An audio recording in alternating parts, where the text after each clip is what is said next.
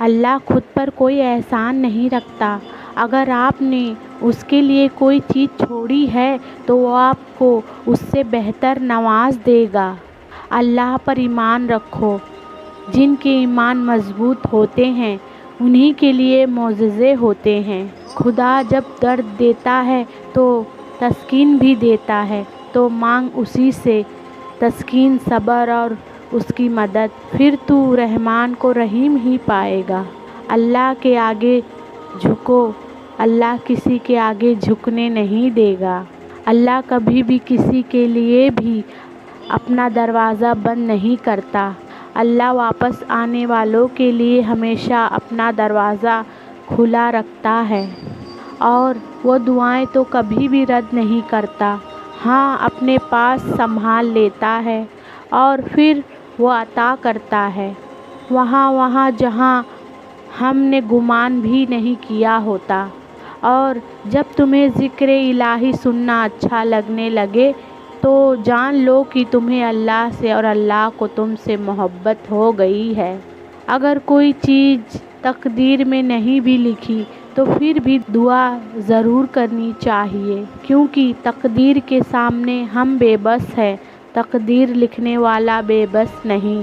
مایوس وہ ہوتا ہے جو اللہ پہ یقین نہیں رکھتا، اور محروم وہ ہوتا ہے جو اللہ کی نعمتوں کا شکر ادا نہیں کرتا۔ صبر سیکھ لے۔ اللہ سب جانتا ہے۔ وہ جانتا ہے کہ آپ کب کن وقتوں سے گزر رہے ہیں، اور اللہ وقت بدل دیتا ہے، کیونکہ تبدیل کائنات کا اصول ہے۔ جب درد بڑھنے لگے اور کچھ بھی سمجھ نہ آئے تو اپنے رب کی طرف چلے جاؤ، کیونکہ دلوں کو سکون اس کی یاد میں ہے۔ کائنات میں کوئی اتنی شدت سے کسی کا انتظار نہیں کرتا جتنا اللہ اپنے بندے کی توبہ کا کرتا ہے۔ دنیا میں سب سے تیز رفتار چیز دعا ہے، جو دل سے زبان تک پہنچنے سے پہلے اللہ کے پاس پہنچ جاتی ہے۔ بے شک میرا رب وہ ہے جو انسان کی روح کے اندر کی اذیتوں کو جاننے والا ہے۔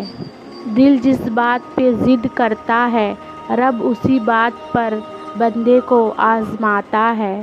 جب بھی دعا مانگو اپنی اوقات دیکھ کر نہیں بلکہ اپنے رب کی شان دیکھ کر مانگو۔ دنیا میں سب سے مطمئن لوگ وہ ہیں جنہیں اپنے معاملات اللہ کے سپرد کرنے کی عادت ہو، اور ہمیں پتہ بھی نہیں ہوتا کہ ہمارا رب کس کس مقام پر ہمیں گرنے سے پہلے تھام لیتا ہے۔ مقدر اتنی بار بدلتا ہے جتنی بار بندہ اللہ پاک سے رجوع کرتا ہے۔ مخلوق کی خوشی کے لیے اللہ کو ناراض نہ کرو۔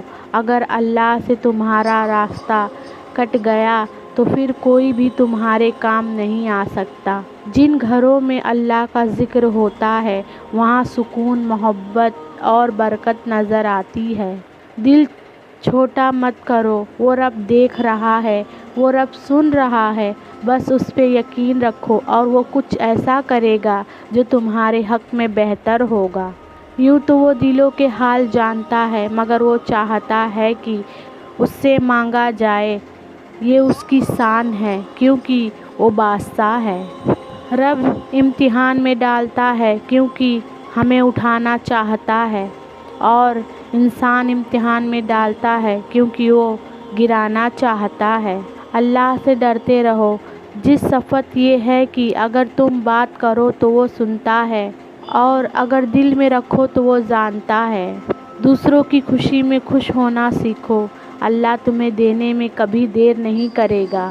بے شک میرا رب وہ ہے جو مجھے آزماتا ہے، پھر سنبھالتا ہے، پھر آزماتا ہے اور پھر سنبھالتا ہے۔ اللہ جب کسی کو اپنی طرف لانا چاہتا ہے تو اسے کسی کے ہاتھ ضرور توڑتا ہے، تاکہ اسے احساس ہو جائے کہ اللہ کی محبت کے سوا سب محبتیں فنا ہے۔ لوگوں سے ڈرنا چھوڑ دو، عزت اللہ دیتا ہے، لوگ نہیں۔ وقت اچھا ہو یا برا میرا اللہ کبھی بھی ساتھ نہیں چھوڑتا۔